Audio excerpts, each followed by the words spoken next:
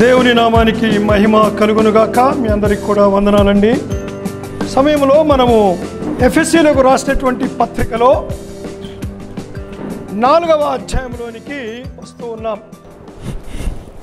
Chapter 4, 5 and 6 ఈ యొక్క అధ్యాయాల్లోనికి మనము ప్రవేశిస్తూ ఉన్నాం. ప్రియులారా, మనము ఎఫెసీ పత్రికను ప్రారంభించి I think it's almost around 10 months, 6-7 months, 1.5 year. Oh my goodness. మొదటి 3 అధ్యాయాలకు మనకు పట్టిన కాలము సుమారుగా 18 నెలలు. చాలా అధ్యాయాలు చూడడానికి చిన్నవే కానీ ద ఫుల్ ఆఫ్ వెల్త్ ఏమండి, ఫుల్ ఆఫ్ వెల్త్. ఈ హుండీలో పడ్డ డబ్బును లెక్క పెట్టడానికే రోజులు పడతా ఉంది. అలాంటిది దేవుని యొక్క ఐశ్వర్యము, ద వెల్త్ ఇన్ క్రైస్ట్, దానిని మనము లెక్క పెట్టడానికి ఏమండి సుమారు 18 నెలలు తీసుకున్నాం మనం అర్థం చేసుకోవడానికి. ఇప్పుడు 4, 5, 6 అధ్యాయాలు I think we will do it in 6 months. ఇక్కడ మనం కష్టపడాల్సిందేమీ లేదండి, అర్థం చేసుకోవడానికి కష్టపడాల్సిందేమీ లేదు. కానీ జీవితంలో చూపించడానికి మాత్రము 1.5 సంవత్సరాలు అర్థం చేసుకోవడానికి కష్టపడితే జీవితంలో చూపించడానికి మన బ్రతుకున్నంత కాలము కష్టపడాలి. ఈ 3 అధ్యాయాలు ముందుగా నేను కొంత ఇంట్రడక్షన్ మాత్రమే నేను మీకు ఇవ్వాలని అనుకుంటూ ఉన్నాను. మొదటి 3 వచనాలు చదువుతాను. ఎఫెసీ పత్రిక 4వ అధ్యాయము మొదటి 3 వచనాలను చదువుతూ ఉన్నాను. కాబట్టి therefore అంటాడు ఇంగ్లీష్లో, మీరు సమాధానమును బంధము చేత ఆత్మ కలిగించు ఐక్యమును కాపాడుకొనుట యందు శ్రద్ధ కలిగిన వారై ప్రేమతో ఒకరిని ఒకడు సహించుచు మీరు పిలువబడిన పిలుపునకు తగినట్లుగా దీర్ఘశాంతముతో కూడిన సంపూర్ణ వినయముతోనూ సాత్వికముతోనూ నడుచుకొనవలెనని ప్రభువును బట్టి ఖైదీనైన నేను మిమ్మను బతిమాలు కొనుచున్నాను. 3 వచనాలు మాత్రమే ఆపుతాను నేను.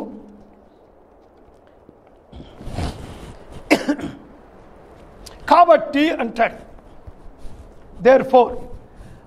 ఇంగ్లీష్లో చదువుతారా anybody? Maybe first verse, 1 and 2 verses. I therefore the prisoner for the Lord urge you to walk in a manner worthy of your calling. చాలండి, అది ఈ మిగిలిన 3 అధ్యాయాలు. అంటే కాబట్టి మీరు పిలువబడిన పిలుపుకు తగినట్లుగా నడుచుకొనవలెనని ప్రభువును బట్టి ఖైదీనైన నేను మిమ్మను బతిమాలు కొనుచున్నాను. అదండి ఇప్పుడు మనం ఇంగ్లీష్లో చదివిన భాగం. అంటే ఇంగ్లీష్లో సెంటెన్స్ స్ట్రక్చర్ వేరు, తెలుగులో వ్యాకరణాన్ని బట్టి ఇక్కడ స్ట్రక్చర్ వేరు. నేను ఎక్కువగా ఇంగ్లీష్ బైబిల్లో ఉన్న వచనాలను ఫాలో అవుతాను, ఎందుకంటే అది మనకు నేర్చుకోవడానికి సులభంగా ఉంటుంది స్ట్రక్చర్. సో therefore అంటాడు ప్రారంభములో. కాబట్టి మీరు ఒక విషయం గుర్తు తెచ్చుకుంటే మొదటి 3 అధ్యాయాలు మనము చదివేటప్పుడు కూడా I am the prisoner of Christ అంటాడు. అక్కడ మీకు గుర్తుందో లేదు, క్రీస్తులో నేను ఖైదీగా ఉన్నాను అంటాడు. ఇక్కడికి వచ్చినాక ఏమంటున్నాడంటే మళ్ళీ నేను ఖైదీని అంటాడు. సో అంటే యేసు ప్రభువు వారు చేసిన ఈ కార్యమంతటి కొరకు నేను మీకు బోధించడం విషయములో నేను ఇప్పుడు ఖైదీనైపోయి రోమన్ ప్రిజన్లో ఉన్నాను. నేను ఎందుకు రోమా ఖైదులో ఉన్నానంటే to teach you and to preach you, because I taught you and preached you. మీకు బోధించినందుకు, మీకు ఉపదేశించినందుకు, మీకు ఉపదేశిస్తూ బోధించుతూ ఉండడానికి నేను రోమా ఖైదులో ఉన్నాను. క్రీస్తు యొక్క ఖైదీగా, నేను రోమా ప్రభుత్వం ఖైదీగా నన్ను భావించుకోవటం లేదు. I became the prisoner of Christ before I become the prisoner of Rome. రోమా చక్రవర్తికి నేను ఖైదీగా మారడానికి ముందే నేను యేసు ప్రభు చేత పట్టబడ్డాను, రోమా సైనికుల చేత పట్టబడ్డానికి ముందు అంటాడు. ఇప్పుడు మళ్ళీ 4వ అధ్యాయం ప్రారంభంలో ఏమంటున్నాడంటే, నేను మళ్ళీ క్రీస్తు కొరకు ఖైదీగా ఉన్నాను. ఎందుకంటే మీరు క్రైస్తవ జీవితము జీవించాలని. ఏ జీవితం అయితే నేను జీవించి నేను ఖైదు చేయబడడానికి, నేను జైలుకు పోవడానికి కారణమైందో ఆ జీవితాన్ని మీరు కూడా జీవించాలని నేను యేసు ప్రభు యొక్క ఖైదీగా మిమ్మల్ని బ్రతిమాలు కొనుచున్నాను అంటాడు. మొదటి 3 అధ్యాయాల్లో దేవా నేను నిన్ను బ్రతిమలాడుతున్నాను అంటాడు. వీళ్ళకు మంచి జ్ఞానం ఇవ్వండి, అర్థం చేసుకోవడానికి కెపాసిటీ ఇవ్వండి అని దేవుణ్ణి బ్రతిమలాడుతూ ఉన్నాడు మొదటి 3 అధ్యాయాల్లో. 4, 5, 6 అధ్యాయాల్లో సంఘాన్ని బ్రతిమలాడుతూ ఉన్నాడు.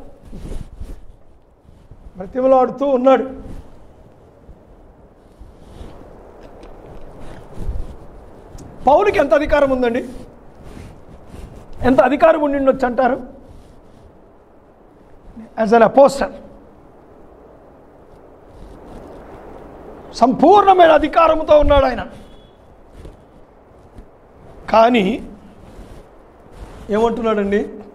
దేవుణ్ణి బతిమలాడుకుంటున్నాను, మిమ్మల్ని కూడా బతిమలాడుకుంటున్నాను. నేను మిమ్మల్ని ఆర్డర్ ఇవ్వచ్చు, బికాస్ దేవుడు ఇచ్చినటువంటి అధికారాన్ని బట్టి I can dictate or I can command, I can demand. ఈ మాటలేమంటాం లేదండి. ఐ అర్జ్, నేను బ్రతిమలాడుచూ ఉన్నాను అంటున్నాడు. కాబట్టి చూడండి, మనం ఈ మాటలు మనము చూచినట్లయితే ఇక్కడ అంటాడు, మీరు పిలువబడిన పిలుపుకు తగినట్టుగా నడుచుకోవాలి అని అంటాడు. మొదటి ఈ మొత్తము ఎఫ్ఎస్సి పత్రికలో దేర్ ఆర్ లెక్క పెడితే అరౌండ్ 41 ఇంపరేటివ్స్ కనపడతాయి. బహుశా ఒకవేళ మీకు అర్థమైతే ఇండికేటివ్ మూడ్, ఇంపరేటివ్ మూడ్ అని 2 రకాల మూడ్స్ ఉంటాయి ఇంగ్లీష్ గ్రామర్లో. మొదటి 3 అధ్యాయాలంతా కూడా ఆల్ ఇండికేటివ్ మూడ్లో వెళ్తుంది. నేను దాని తెలుగు మాటలు నేను చెప్పలేను, ఒకవేళ మీకు గ్రామర్ ఏమైనా జ్ఞాపకం వస్తే ఇట్స్ ఫైన్. ఈ మిగిలిన 3 అధ్యాయాలు that goes in imperative mood. Imperative అంటే చేసి తీరవలసినవి, బాగా గుర్తుపెట్టుకోండి, చేసి తీరవలసినవి. ఇండికేటివ్ మూడ్ అంటే బాబు ఇది సంగతి, ఇది విషయము, ఇది విషయము. ఇంపరేటివ్ అనగానే నువ్వు చెయ్యకపోతే నిన్ను ఉరి తీస్తాం అనే లెక్కలో అనమాట అండి. You must do it. వాటిని ఇంపరేటివ్స్ అంటారు. ఎఫ్ఎస్సి పత్రిక మొత్తంలో 41 ఇంపరేటివ్లు ఉంటే ఒకటే ఇంపరేటివ్ మొదటి 3 అధ్యాయాల్లో కనపడుతుంది. మిగిలిన 40 ఇంపరేటివ్లు మిగిలిన 3 అధ్యాయాల్లో కనపడుతుంది. అంటే మనము చేసి తీరవలసినటువంటివి మన బాధ్యతలు, our responsibilities, our obligations, our commitments, మనము చేసి తీరవలసినవి. మన విధి, దేవుడు మనపై విధించిన శాసనం, whatever you call it, అవి ఇంపరేటివ్స్. సో మనము చాలా విషయాలు చెయ్యాలి. మొదటి 3 అధ్యాయాలు నేర్చుకోండి, అర్థం చేసుకోండి. ఆ తర్వాత 3 అధ్యాయాలు జీవించండి. మీరు ఏమి నేర్చుకున్నారో దానికి తగినట్టుగా మీరు జీవించండి. మీరు ఏ పిలుపు అయితే, మన పిలుపు గురించి, మన పిలుపు ఎంత గొప్పదో, ఏమంటే మన దత్తపుత్రత్వము, మన స్వాస్థ్యము, అనేక విషయాలు మనం విన్నాం. ఆల్మోస్ట్ 1.5 years మీరు వింటానే ఉన్నారు. ఇదంతటి బ్యాక్గ్రౌండ్లో ఇది మీ పిలుపు అయితే దీనికి తగ్గట్టుగా మీరు నడుచుకొనండి. నేను ఒకసారి ఒకటి విన్నా.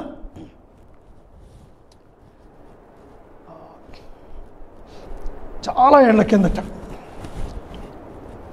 ఇప్పుడు నేను I think when I was in high school,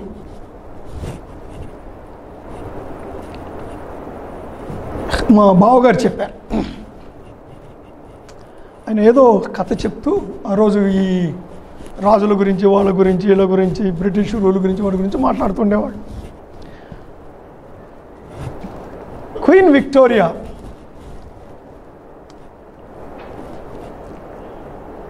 అప్పుడు ఆమె ప్రపంచాధినేత, ఏమండి ప్రపంచాధినేత, కామన్వెల్త్ నేషన్స్. చిన్నప్పుడట స్మాల్ గర్ల్ చాలా అల్లరి చేసేదట అండి, చాలా అల్లరి చేసేదట. వాళ్ళ ట్యూటర్, వీళ్ళు క్వీన్స్ కింగ్స్ కనుక ట్యూటర్ కూడా వాళ్ళని సంబోధించాల్సిన పద్ధతిలో హైనెస్ అని, అదని ఇదని సంబోధించాల్సిందే ట్యూటర్ అయినా కూడా. అల్లరి చేస్తూ ఉంటే ఆయన ఒకరోజు ఒక మాట అన్నాడట, అమ్మ Victoria, do you know who you are అని అడిగాడట. నేనెవరిని, పలానా ఆమె కుమార్తెను, పలానా ఆయన కుమార్తెను, చిన్న అమ్మాయిని చదువుకుంటున్నాను, నీ దగ్గర నేర్చుకుంటున్నాను, సంథింగ్ లైక్ దట్. దాన్ని ఆయన, నువ్వు చాలా అల్లరి చేస్తున్నావు, చాలా అల్లరి చేస్తున్నావు అంటే ఆమె ఇంకా అదే అల్లరిలో ఉన్నప్పుడు ఆయన, నువ్వెవరో నీకు తెలుసా? ఆమెకు అర్థం కాలేదు. కూర్చోబెట్టి, you know who you are? You are the queen of England. You are the queen of England. నువ్వు ఇంగ్లాండ్ ఈ బ్రిటిష్ సామ్రాజ్యానికి యు ఆర్ ద క్వీన్, నువ్వు రాణివి చెప్పిన తర్వాతటండి her life style was totally changed from her childhood.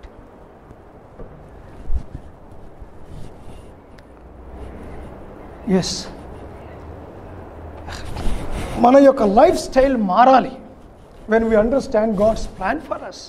దేవుడు మన కొరకు చేసిన తన ప్రణాళిక అంతా విన్న తరువాత నేను బతిమలాడుతున్నాను, సంఘాన్ని బతిమలాడుతున్నాను అంటారు.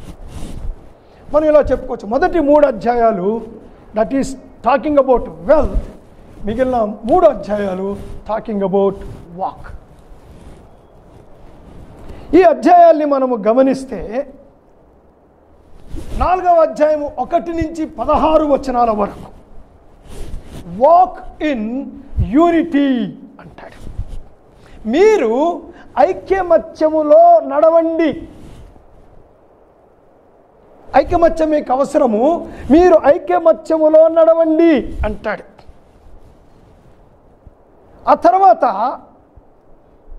4వ అధ్యాయం 17వ వచనం నుండి 5వ అధ్యాయం 17వ వచనం వరకు ఏం చెప్తాడంటే వాక్ ఇన్ ప్యూరిటీ, పరిశుద్ధ జీవితములో నడవండి, ఐక్యతలో నడవండి. ఆ తర్వాత చెప్తున్నాడు పరిశుద్ధతలో నడవండి. And coming to the third part, ఎఫెసీ పత్రిక 5వ అధ్యాయం 18వ వచనం నుండి 6వ అధ్యాయం 9వ వచనం వరకు ఏం చెప్తున్నాడంటే వాక్ ఇన్ హార్మోనీ అంటాడు. వాక్ ఇన్ హార్మోనీ అంటే ఇది almost a word like unity. తెలుగులో ఏం చెప్పాలి హార్మోనీ అంటే? ప్రభాకర్, హార్మోనీ, సామరస్యత. Right, thank you. సామరస్యతతో నడవండి ఐక్యతలో నడవండి, పరిశుద్ధతలో నడవండి, సామరస్యతలో నడవండి అంటాడు. ఆ తర్వాత 4వ భాగముగా చివరిది ఎఫెసీ పత్రిక 6వ అధ్యాయం 10వ వచనం నుండి చివరి వరకు 24వ వచనం వరకు, వాక్ ఇన్ విక్టరీ, విజయశీలులై నడవండి, విజయములో నడవండి. So is talking about walk. ఇప్పుడు ఒక బిల్డింగ్ కట్టాలి అంటే పునాది చాలా బలంగా ఉండాలండి. ఎంత బలమైన పునాది అయితే అంత బలమైన ఇల్లు కట్టొచ్చు. కొన్నిసార్లు మనం కట్టలేము.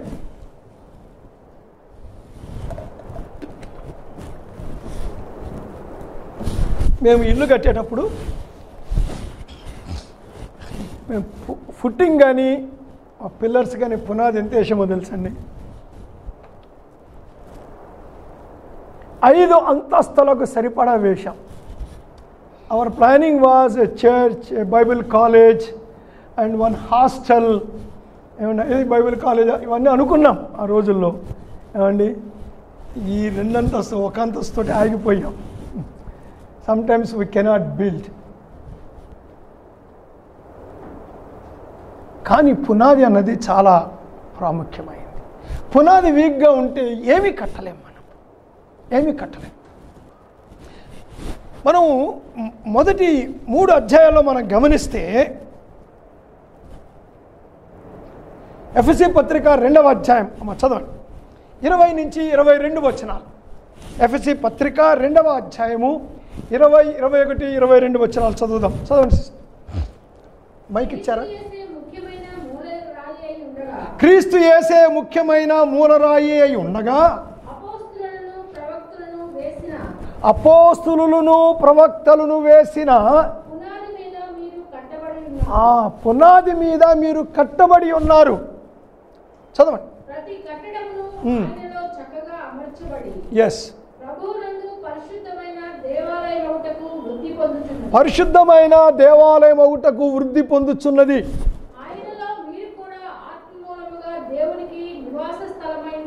దేవునికి నివాస స్థలమై ఉండుటకు కట్టబడుచున్నారు. పైన ఏమన్నారు? మళ్ళీ 20 వచనం చదవమ్మా.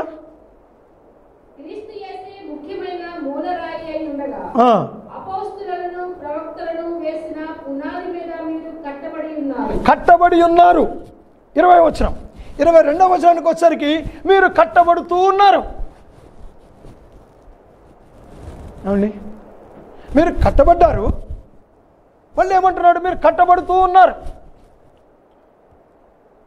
దేర్ ఆర్ 2 ట్రూత్స్ అంటారు. 2 సత్యాలు ఉన్నాయి బైబిల్లో. ఒక దానిని ఏమంటారంటే పొజిషనల్ ట్రూత్ అంటారు, మరొక దానిని ప్రాక్టికల్ ట్రూత్ అంటారు. పొజిషనల్ ట్రూత్ అంటే ఇది మీ స్థాయి, ఇది మీ స్థాయి, ఇది మీ స్థాయి.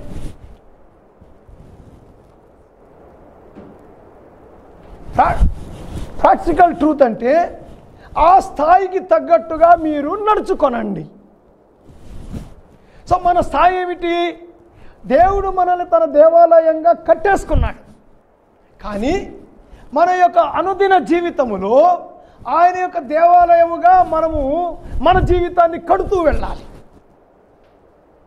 So you grow into what you are. బాగా ఈ స్టేట్మెంట్ గుర్తుపెట్టుకోండి. You grow into what you are. మీరు ఏమై ఉన్నారో దానిలోనికి ఎదగండి.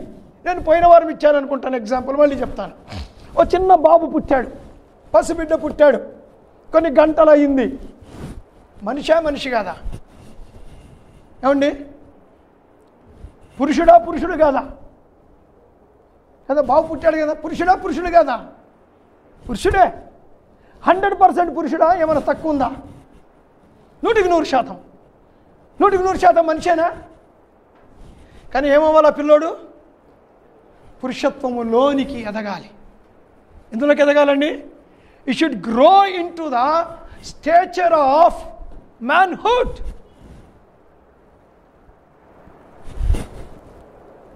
మనము దేవాలయం, కానీ దేవాలయముగా మన జీవితాన్ని కట్టుకోవాలి. We should grow into what we are. కొరింథీ పత్రిక, మొదటి కొరింథీ పత్రిక 3వ అధ్యాయం. మొదటి కొరింథీ పత్రిక 3వ అధ్యాయం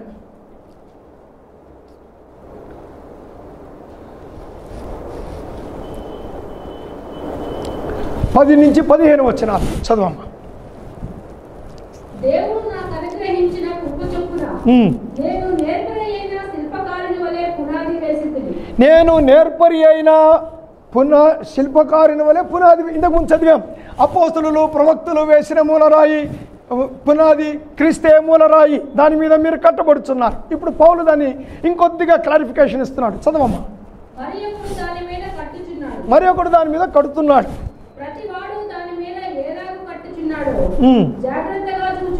చూసుకోవాలని ఇంకొక పునాది ఎవడు వేయనేరడు అంటే అర్థం ఏంటండి? అర్థం ఏంటి? ఏం చెప్పరేంటి? ఇంకెవరు వేయనేరడు అంటే అర్థం ఏంటి? ఇంకెవరు పునాది వేయడానికి వీలు లేదు, దానికి పర్మిషన్ లేదు, అయిపోయింది. అలా కాదు సార్, నేను ఒక రాయి తవ్వి పీకి అవతల పడేసి ఇంకో రాయి పెడతాను, దాని అర్థం అదా? కాదు.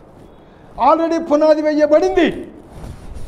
ప్రవక్తలు అపోస్తలులు వేసిన పునాది బైబిల్, యేసు ప్రభు మూలరాయి, దాని మీద వాళ్ళు చెప్పిన ఈ బోధ, ఆ పునాది. నోబడీ కెన్ దీనిలో ఏది తీయడానికి వీల్లేదు, దీనికి ఎవరు ఏది కలపడానికి వీల్లేదు. సొంత అభిప్రాయాలు జోడించడానికి ఎవరికీ హక్కు లేదండి. సొంత అభిప్రాయాలు జోడించడానికి ఎవరికీ హక్కు లేదు. Nobody has right. ఎవరైనా తన సొంత అభిప్రాయాలు సంఘం మీద రుద్దాలి అనుకుంటే he is taking the place of God and is accountable for that.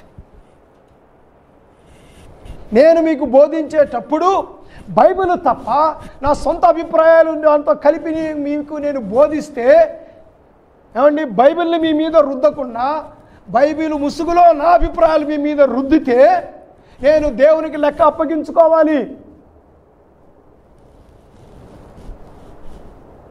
And I will be very careful when I prepare my message. I will be very careful when I use my words in the church.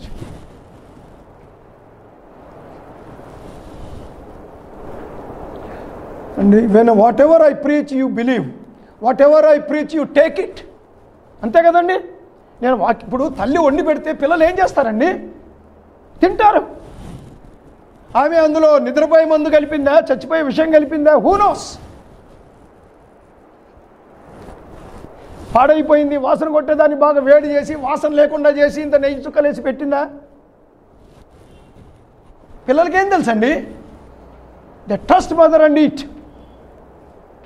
When a pastor is preaching, you believe me అండి, మీరు నన్ను నమ్ముతారు. దేవుడు నన్ను నమ్మి నాకు ఈ బాధ్యత ఇచ్చాడు. మీరు నన్ను నమ్మి నా మాట వింటున్నారు. That what Paul is saying. I am here not to నా మాటలు మాట్లాడడానికి లేను నేను. Only Bible, nothing else. ఆ కథ, ఈ కథ, ఏమండి, ఆ సాక్ష్యము, ఈ సాక్ష్యము. సాక్ష్యాలు జీవితాన్ని కట్టవండి, బైబిల్ జీవితాన్ని కడుతుంది. సాక్ష్యాలు విశ్వాసాన్ని ఇవ్వవు, దేవుని వాక్యము విశ్వాసాన్ని కలిగిస్తుంది. సాక్ష్యం ఏం చేస్తుందో తెలుసా? సాక్ష్యం చెప్పేవాడి మీద విశ్వాసం కలిగిస్తుంది. దేవుని వాక్యము బోధించేవాడి మీద విశ్వాసం కలిగించదు, దేవుని మీద విశ్వాసం కలిగిస్తుంది. A pastor is here for people to trust, not to trust him but to trust God. మీకు మొదటి నుంచి చెప్తున్నాను, Grace Baptist Church is not pastor centered church. Grace Baptist Church is the Word of God centered church. Please remember that. వేయబడిన పునాది తప్ప మరొక పునాది ఎవడు వేయనేరడు. Please read sister. ఈ పునాది యేసుక్రీస్తే. ఎవడైనను ఈ పునాది మీద బంగారము, వెండి, గలగల రాళ్ళు, కర్ర, గడ్డి, కొయ్యకాలు మొదలైన వాటితో కట్టిన ఎడల వారి వారి పని కనబడదు. ఆ దినము దానిని తేటపరచును, అది అగ్ని చేత బయలుపరచబడదు, మరియు వారి వారి పని ఎట్టిదో దానిని అగ్నియే పరీక్షించు. చాలండి, తర్వాత చదువుకోండి. అంటే ఏమంటున్నాడు? పునాది వేయబడింది, మీరు దాని మీద కడుతున్నారు. You are building your lives. I am building your life, you are also building your life. ఇక్కడ దేర్ ఆర్ రెండు అర్థాలు ఇందులో ఉన్నాయి. వాక్యం బోధించడం ద్వారా నేను మీ జీవితాలు కడుతున్నాను, మీరు క్రియ ద్వారా మీ జీవితాన్ని కట్టుకుంటున్నారు. ఒక రోజున ఎవరి జీవితానికి వాళ్ళు లెక్క అప్పగించాలి. మీరు ఎలా కట్టారు? బంగారంతో కట్టారా, వెండితో కట్టారా, వెలగల రాళ్ళతో కట్టారా, లేకపోతే కాలిపోయే గడ్డి, కొయ్యకాలు, పొట్టుతో కట్టారా? సో పునాది మీద కన్స్ట్రక్షన్. ఈ 1, 2, 3 అధ్యాయాలు పునాది, వెరీ స్ట్రాంగ్ ఫౌండేషన్. 4, 5, 6 అధ్యాయాలు దాని మీద కట్టబడే కట్టడము, ద స్ట్రక్చర్.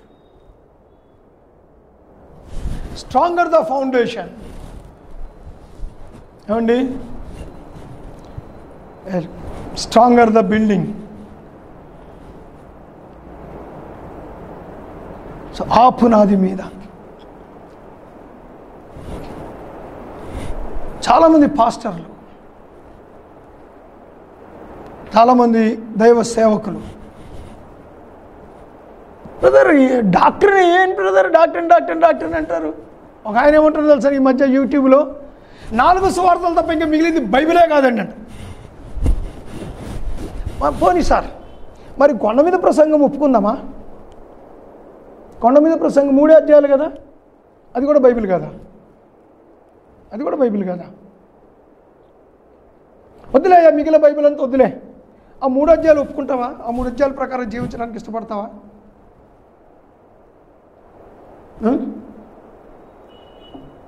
No reply.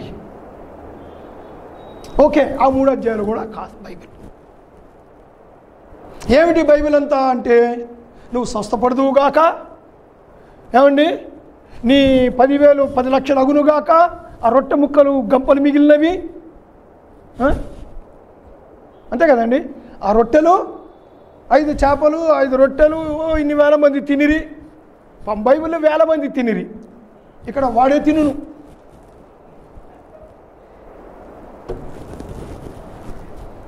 వల వేసిరి, వల పట్టనంతగా చేపలు పడెను. ఇదే సువార్తలు. Strong teaching is needed. మత్తయి నుంచి ప్రకటన వరకు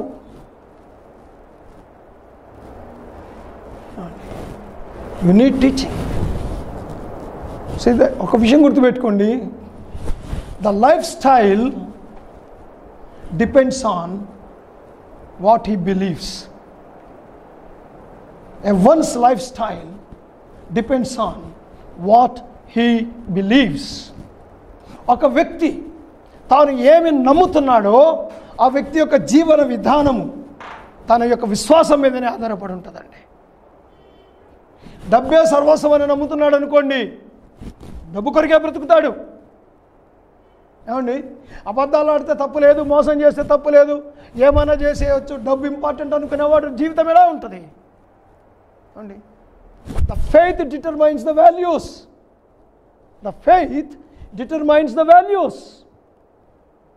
And the values determine the lifestyle. What you believe. నువ్వు ఏం నమ్ముతున్నావు? That is the Bible. అది దేవుని వాక్యం. అది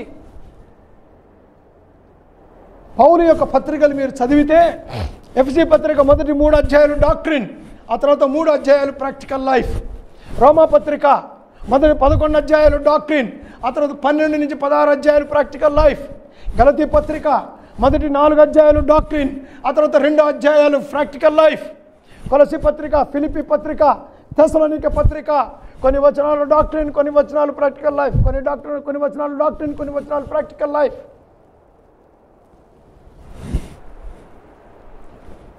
that is very important. So ఈ 3 అధ్యాయాలు మీరు 1.5 నెలలు your minds are field.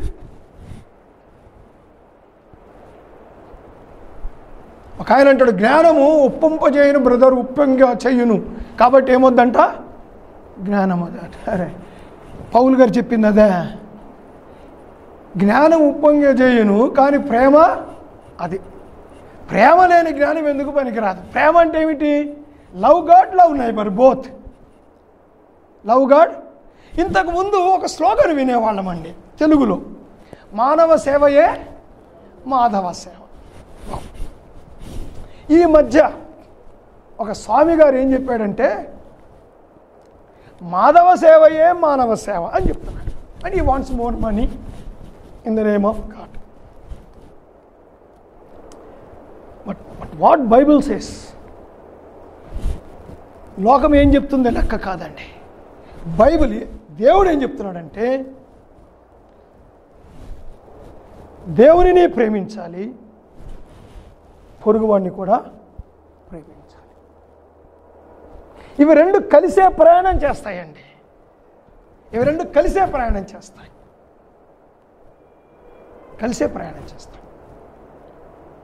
So జ్ఞానం ఈజ్ నీడెడ్. కొన్ని మాటలు చూద్దాం. ఎఫెసీ పత్రిక 1వ అధ్యాయము 17వ వచనం.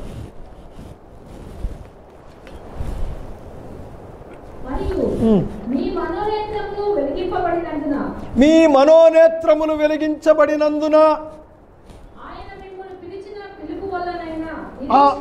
ఆయన మిమ్మును పిలిచిన పిలుపు వలనైనటువంటి నిరీక్షణ ఎట్టిదో, పరిశుద్ధులలో ఆయన స్వాస్థ్యము యొక్క మహిమైశ్వర్యము ఎట్టిదో, ఆయన క్రీస్తునందు వినియోగపరచిన బలాతిశయమును బట్టి. చాలండి. ఏమంటున్నాడంటే, మీ మనోనేత్రములు వెలిగించబడి, నేను ప్రార్థిస్తున్నాను. ఆ అక్షరమంతా చదివి అంటే ఏమంటున్నాడు? క్రీస్తులో మీకేముందో మీరు తెలుసుకోవాలని నేను మీ మనోనేత్రములు పరిశుద్ధాత్మ దేవుడు తెరిచి ఇవన్నీ మీరు అర్థం చేసుకోవాలని నేను కోరుతున్నాను. పరిశుద్ధాత్మ దేవుడు మీ మనోనేత్రాలు తెరిచాడు, మీరు ఇవి అర్థం చేసుకున్నారు అంటాడు. చూడండి, పరిశుద్ధాత్మ దేవుడు మనోనేత్రాలు తెరిచింది దేని కొరకు? To understand what Christ has done. ఆ ఎక్స్ప్లెనేషన్ మనకు అర్థం కావాలంటే పత్రికల్లోకి రావాలి. సువార్తలో ఆయన ఏం చేశాడో ఉంది, కానీ దీని యొక్క గంభీరత, దీని యొక్క శ్రేష్టత ఏమండి, దాని యొక్క అద్భుతం ఏంటో అర్థం అవ్వాలి అంటే పత్రికల్లోకి వెళ్ళాలి. That is called doctrine. Doctrine అంటే ఏంటి? బోధ. డాక్ట్రిన్ ఈజ్ ఈ ఓల్డ్ ఇంగ్లీష్. ఈ రోజుల్లో టీచింగ్ అంటున్నారు. That's all. Doctrine means teaching. పాత ఇంగ్లీష్ డాక్ట్రిన్, కొత్త ఇంగ్లీష్ టీచింగ్.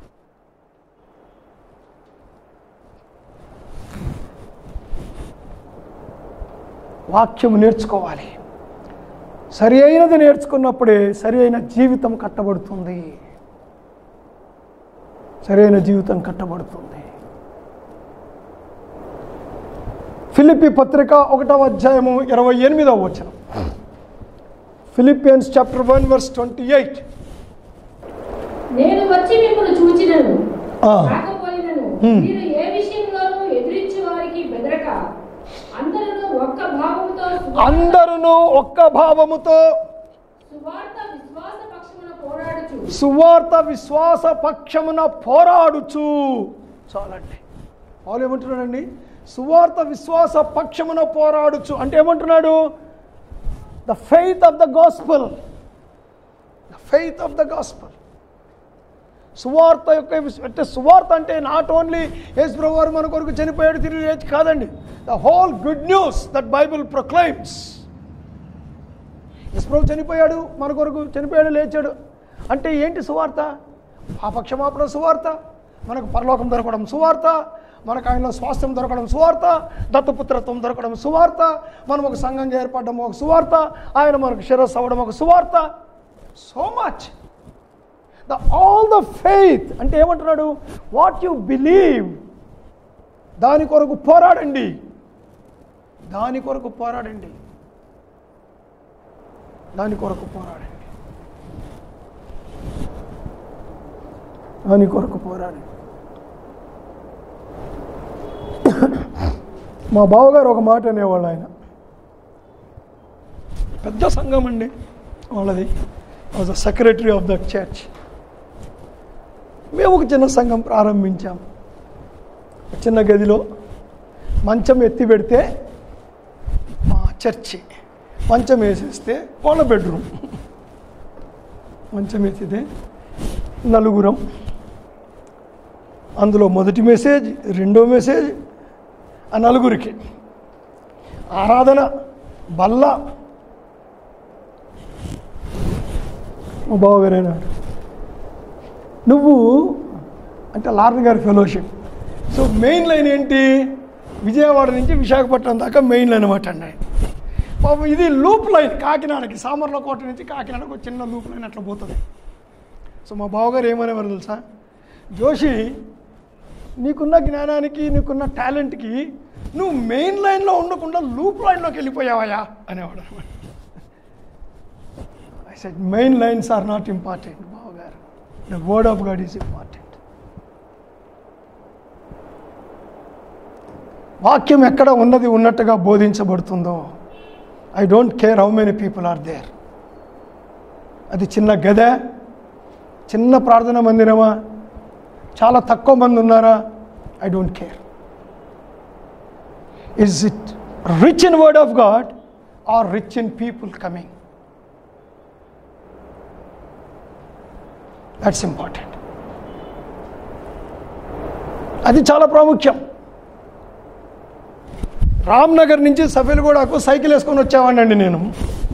ఫ్రమ్ రామ్నగర్, మేము రామ్నగర్లో ఉండేవాళ్ళం. సఫీల్గూడలో మ్యాథ్స్ అంకుల్ పరిచయం అయిన తర్వాత, ఇక్కడ వాక్యం విన్న తర్వాత మంచి పెద్ద చర్చ్ వదిలేశాను నేను. సైకిల్ మీద I use to come all the way to Safilguda. I never came late in my life. I never came light. I never skipped any single Sunday.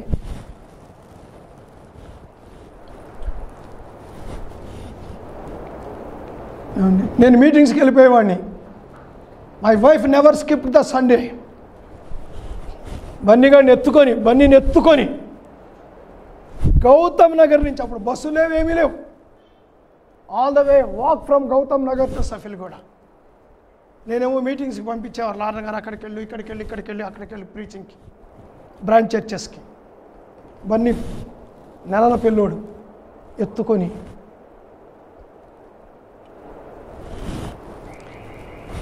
then we started church in East Anandabag, total corner, almost last but one lane, anta kankara రాళ్ళు. నేను ముందు వెళ్ళిపోయేవాడిని, అన్నీ చేసుకోవాలి కదా, పూడ్చుకోవాలా, పట్టాలు పరుచుకోవాలి, అన్నీ చేసుకోవాలి.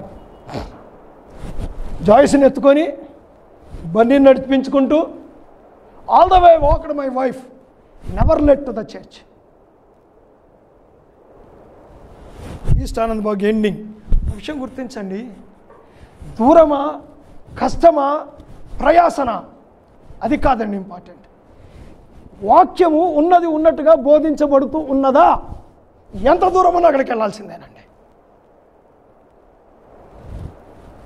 We should be committed to the word of God and committed to the church, not to the persons. Pastor ఈరోజు ఉంటాడు, పోతాడు సార్. ఏమండి, దేవుడు పిలిస్తే వెళ్ళిపోతాం. Church is not around the pastor, it is around the word of God. Congregation is church centered, church is word of God centered. గుర్తుపెట్టుకోండి. Word of God means Christ. వాక్యం అంటే యేసు ప్రభు. The doctrine is important. మన practical Christian life ఇప్పుడు మనం వినబోతున్నాం. వచ్చే వారం నుంచి మీరు వింటారు 4వ అధ్యాయం నుంచి.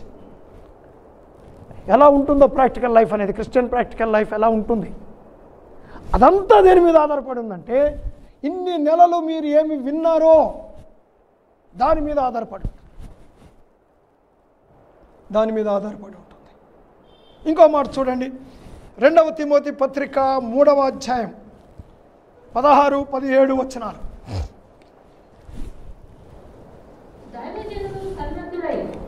ప్రతి సత్కార్యమునకు పూర్ణముగా సిద్ధపడి ఉండునట్లు దైవావేశము వలన కలిగిన బాగా వినండి, ప్రతి సత్కార్యమునకు సిద్ధపడి. ప్రతి సత్కార్యము అంటే every good work, every good work అంటే మన కాళ్ళతో చేతులతో మనము చేసే మంచి పనులు, మన ప్రాక్టికల్ క్రిస్టియన్ లైఫ్ కొరకు ఏం చేయాలట? చదవమ్మా. దైవావేశము వలన కలిగిన ప్రతి లేఖనము ఉపదేశించుటకు, ఖండించుటకు, తప్పుదిద్దుటకు, నీతి యందు శిక్ష చేయుట అంటే ట్రైనింగ్, సరైన జీవితం జీవించడానికి అవసరమైన ట్రైనింగ్ ఇవ్వడానికి ఏం ఉపయోగపడుతుందట? ప్రయోజనకరమై ఉన్నది. The word of God for every good work. నువ్వు యొక్క పూర్తి సంపూర్ణమైన మంచి క్రైస్తవ యోగ్యమైన క్రైస్తవ జీవితము, దేవునికి ఇష్టమైన మంచి క్రైస్తవ యోగ్యమైన క్రైస్తవ జీవితము, it depends on how much wisdom you gained. How much wisdom you gained అంటే ఇక్కడ అర్థం ఏంటి? విజ్డమ్ అంటే ఆస్ట్రోఫిజిక్స్ గురించి కాదు నేను మాట్లాడుతుంది, వర్డ్ ఆఫ్ గాడ్. దేవుని వాక్యం చేత నింపబడాలండి, నింపబడాలి. ఇంకో మాట కూడా చూడండి, పేతురు భక్తుడు ఏమంటున్నాడు? 2వ పేతురు పత్రిక 3వ అధ్యాయము 18వ వచనం.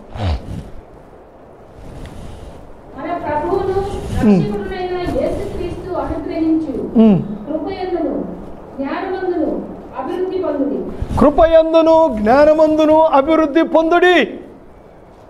అదండి, అంటే మీరు దేవుని యొక్క కృపలో, దేవుని యొక్క జ్ఞానములో అనగా వాక్యములో మీరు ఎంత అభివృద్ధి చెందుతారో, ప్రాక్టికల్ క్రిస్టియన్ లైఫ్లో, క్రియతో కూడిన క్రైస్తవ జీవితంలో కూడా మీరు అంతగా అభివృద్ధి చెందుతారు. చూడండి, the real teaching of word of God will definitely impart the real Christian life. Please understand this.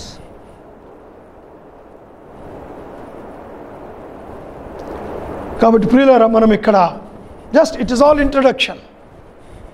ఇంకొక మాట చూపించి నేను ముగిస్తాను.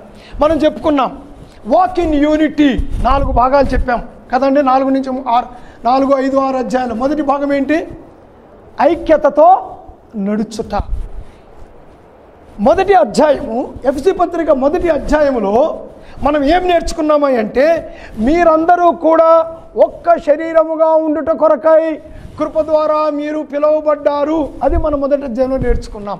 కృప ద్వారా పిలువబడడం కొరకు ఆయన మనల్ని దత్తపుత్రులుగా స్వీకరించడానికి ఆయన మనల్ని ముందు ఎరిగి, ఆయన మనల్ని ముందుగా నిర్ణయించుకొని, ఆయన మనల్ని ముందుగా ఏర్పరచుకొని చాలా విషయాలు నేర్చుకున్నాం. దేనికి? ఒక్క శరీరముగా ఉండుటకు. సో మొదటి అధ్యాయం. సో ఇక్కడ మొదటి భాగము ఏమిటది? Walk in unity. ఒక్క శరీరంగా పిలువబడ్డారు కనుక మీరు ఐక్యత ఉండాలి.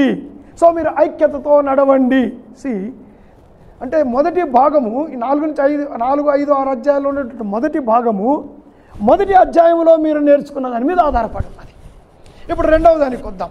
2వ అధ్యాయం, ఎఫెసీ పత్రిక 2వ అధ్యాయము 1 నుంచి 10 వచనాల్లో మనం ఏం నేర్చుకున్నామా అంటే, మీరు ఒకప్పుడు మరణించి ఉన్నారు, మీరు తిరిగి లేచారు. You are dead in your trespasses and sins, but you came to life because of the work of the Spirit. పరిశుద్ధాత్మ దేవుని యొక్క కార్యము ద్వారా మీరు తిరిగి లేచారు. కాబట్టి ఏమంటాడంటే, మీరు ఒకప్పుడు చనిపోయారు, ఇప్పుడు మీరు తిరిగి లేచారు. లాజరు బయటకు వచ్చాడు. అప్పుడు ప్రభు ఏమన్నారు?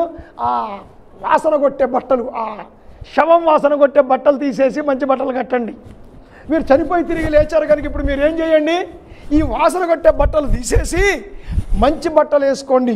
Walk in purity, walk in purity. అది రెండవ భాగం. మీరు పరిశుద్ధతలో నడవండి అనగా మనం 2వ అధ్యాయం 1-10 వచనాల్లో పౌలు ఏం బోధించాడో, this part is related to that part, దానికి సంబంధించింది. I have taken it from Warren Wiersbe. Warren Wiersbe గారు చెప్పారు ఈ మాటలు. మూడవది 2వ అధ్యాయం 11వ వచనం నుండి 22వ వచనం వరకు ఏం చదివామంటే, మీరు సమాధానపరచబడి ఉన్నారు. సమాధాన సువార్త విన్నారు. ఆ క్రీస్తు ప్రభు మీకు సమాధాన సువార్త ప్రకటించారు. ఒకప్పుడు మీకు ద్వేషం ఉండింది, ఇప్పుడు మీరు సమాధానపరచబడ్డారు. 3వ భాగంలో వాక్ ఇన్ హార్మనీ. మీరు సమాధానపరచబడ్డారు కనుక ఏమండి, ఎఫ్సి పత్రికలో 4-6 అధ్యాయంలో 3వ భాగం ఏంటి? సామరస్యతతో మీరు నడవండి. So that is related to this part. 4వది 3వ అధ్యాయంలో ఏం చదివామంటే, యేసు ప్రభు వారు సాతాను మీద ఎలాంటి జయము పొందారో ఆ యొక్క మర్మమంతటిని వివరించారు. అందుకే చివరి భాగము వాక్ ఇన్ విక్టరీ. యేసు ప్రభు జయం పొందాడు, ఆ మర్మం ఏమిటో వివరించాడు 3వ అధ్యాయంలో. చివరిగా భాగంలో ఏమంటున్నాడంటే, మీరు విజయములో నడవండి. హౌ మచ్ అంటే ప్రాక్టికల్ లైఫ్, మన యొక్క క్రైస్తవ క్రియాత్మకమైన క్రైస్తవ జీవితం అన్నది it all depends on the real doctrine. దేవుని యొక్క వాక్య సత్యాల మీద ఆధారపడి ఉన్నది. సో ప్రియులారా, మనం గత 1.5 ఇయర్ ఏమైతే విన్నారో మీరు, అదంతా కూడా పునాది. వచ్చే ఆదివారం నుంచి మీరు ఏం వినబోతున్నారో ఆ పునాది మీద మీరు కట్టుకునే మీ క్రైస్తవ జీవితం. దాని కొరకు సిద్ధపడండి. Don't miss any Sunday. రండి అండ్ బిల్డ్ యువర్ లైఫ్. మీ జీవితాన్ని మీరు కట్టుకోండి, నిర్మించుకోండి. ప్రార్థన చేసుకుందాం.